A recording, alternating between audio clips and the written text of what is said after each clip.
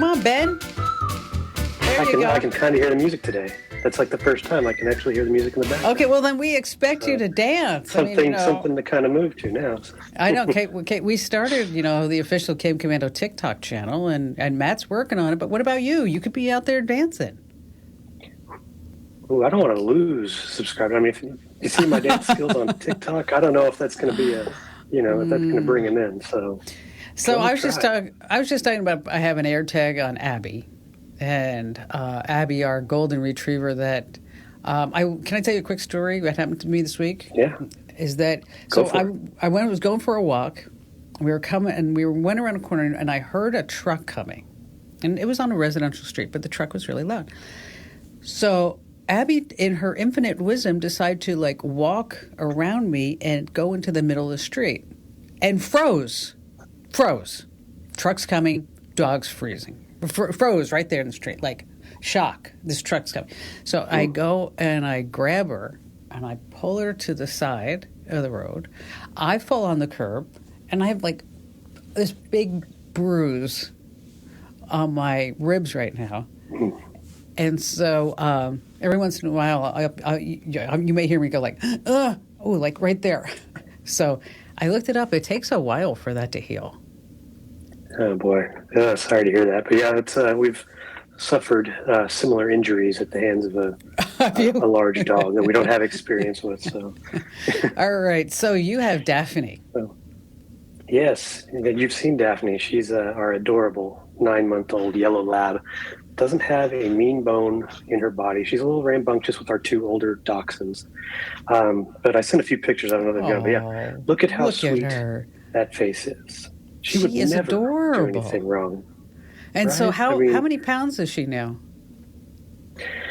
Last time we weighed her, she was over 50. So I'm going to guess around 55 now or so. And so what? She's kind of slow to grow. Abby's Abby's almost 90 pounds.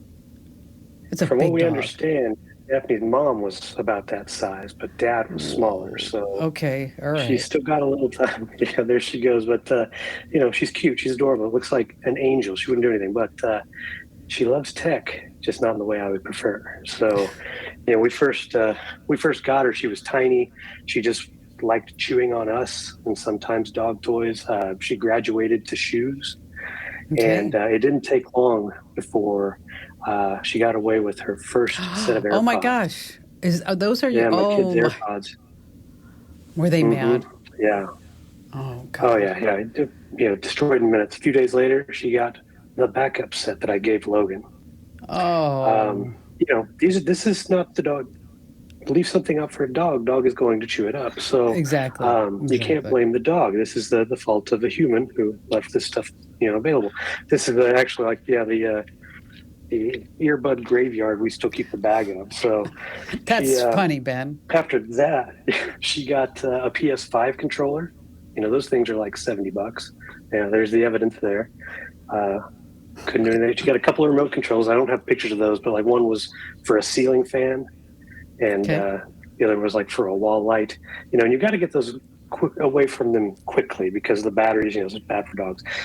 Again, I claim no responsibility. This is all the fault of the children. Everything that was destroyed thus far, my children left out. So, and they're old enough to know better. But,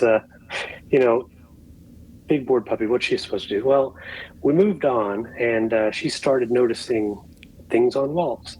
And that's a Nest Cam wall adapter right there that she took out of the wall and then destroyed the cord. Yeah. Yeah, and again, you look at the dangers. Batteries and remote controls bad for dogs. Electricity really bad for dogs. So, and then she took out an Ethernet cable too that we have because we're installing these Ethernet cables. That's kind of over this balcony ledge overlooking the front room where we've got a Google Wi-Fi router and then a camera. Yeah, she completely destroyed an Ethernet cable running down there. So, I've been in the process of puppy proofing. I mean, it's you have to get, first of all, you get a box for your remotes or your AirPods. Until they get opposable thumbs, they can't open boxes with latches. We've got in our room, we've got couches and recliners that have the arms that open that you can put stuff in there. But they make all kinds of boxes dogs can get into. As far as the other stuff, I've had to buy Yes, white Gorilla Tape. White, so it kind of matches the walls. The electrical outlet covers that, so she doesn't mess with the outlets in general, and Gosh. these, yes, these cover the entirety of, the outlets, so you can stop cords running out, and then you just tape them down. Now, if you have a persistent dog, that may still not be enough, and you may just have to physically block, but so far so good. She's learning. Again, she's only 9 months old, but like I said, my kids are 17 and almost 20. We've been out of this whole baby proofing game for a long Now you're time. back. You're back. Yeah. It's like a toddler with teeth now. But. Okay, maybe she knows that a toddler teeth. That's funny. Maybe she knows like that you're just all into tech and she's trying to figure out like why you like tech so much. Maybe so, or she just thinks I need to upgrade some things. That's it. I mean, those were not, I noticed those were not AirPod Pros, right? I mean. No, those were the older those, ones. These stay with me all the time. So. Now, I thought, isn't there like that spray that if you put on, I didn't have this trouble with Abby. If you put spray on something, isn't like they don't want to go near it? We have it. She apparently is okay with it. She does not mind it. She was when she was really small. She liked to kind of chew up the little corner of the mattress in the guest room, of the box springs, and so Carrie, my wife, sprayed a little bit of that on the corner of this little plastic part, and it didn't really deter her. So It doesn't. I think it's one of those things may not work on all dogs. So, but that is an idea. Well, I mean, maybe. So now that you have everything all locked down, and I mean, it doesn't look like at your house like you have like a toddler running around. Yeah.